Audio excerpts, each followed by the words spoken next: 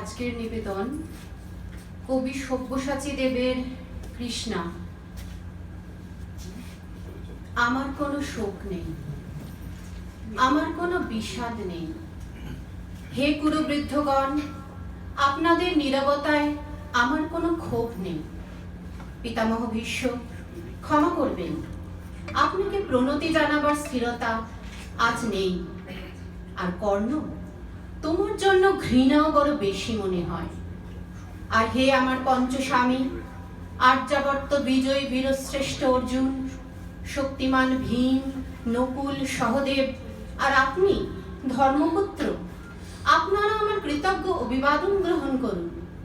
আমি সর্বজ্ঞা নই, যজ্ঞভূমের অগ্নি থেকে আমার জন্ম, ধর্মাধর্মের ক্ষুরধার পথ আমার অজানিত। আর্যপুত্র, আপনার বিচার তাই আমার পক্ষে ধৃষ্টতা। আপনার কোনো বিচলন নেই, আপনার ধর্ম আপনাকে রক্ষা করেছে বিকার থেকে। কৃতজ্ঞতা জানান সেই ধর্মকে। ভীমসেন, তোমাকে আমি ভালোবাসা দিইনি কখনো, তাই তা ফিরেও চাইনি। শুধু তোমাকে আমার জিজ্ঞাসা ছিল ফাল্গুনী, ঊর্ধ্বাচারী মৎস্যের ছায়ালীন চোখের থেকেও কি দুর্লক্ষ ছিল দুর্যোধনের বুক?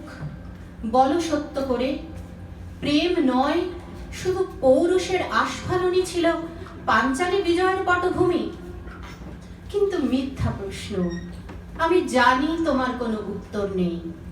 যেমন নেই কোনো ভালোবাসা, তোমার শুধু আশা আছে।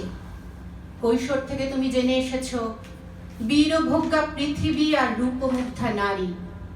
জেনেছ একদিন ধার্তরাষ্ট্রের হাত থেকে ছিনিয়ে নিতে হবে কৌরব উত্তরাধিকার।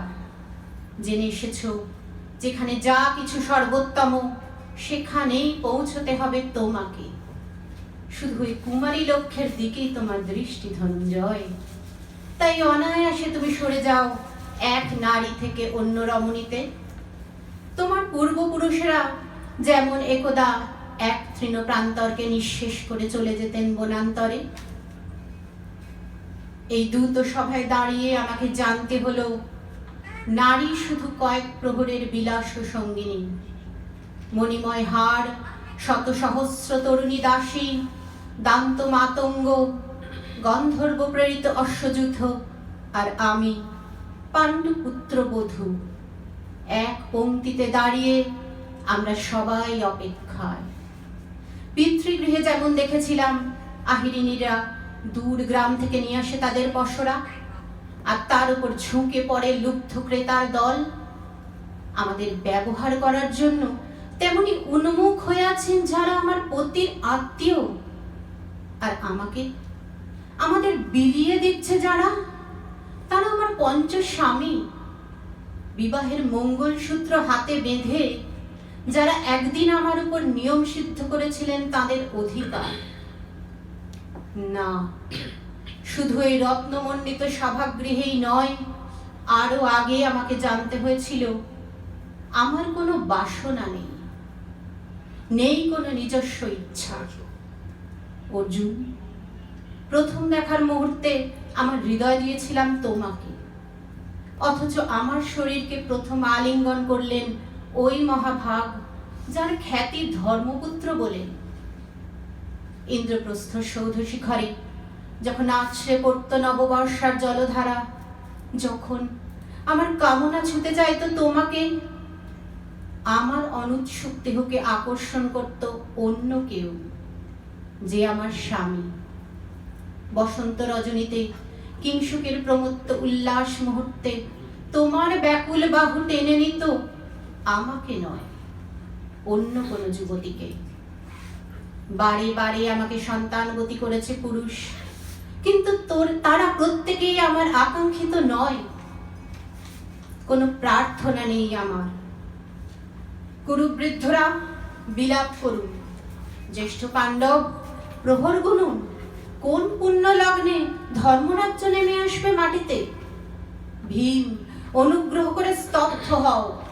নকুল, সহদেব, বিচ্যুত হও না অগ্রজের প্রতি অটল বিশ্বাসে। আর অর্জুন, অন্তঃপুরে যাও, সেখানে তোমার জন্য স্নিগ্ধ শরীর সাজিয়ে রেখেছে তোমার কোনো প্রেয়সী। শোক নয়, লজ্জা নয়। এই রাজগৃহে দাঁড়িয়ে আমি জানলাম, প্রেম নয়, শ্রদ্ধা নয়, অধিকার নয়, নারী শুধু প্রয়োজনের। জানলাম এখানে কোনো ভেদ নেই ধর্মপ্রাণ যুধিষ্ঠির, শক্তিমান ভীম, প্রেমিক অর্জুন আর লোলুপ ধৃতরাষ্ট্রনন্দনদের মধ্যে।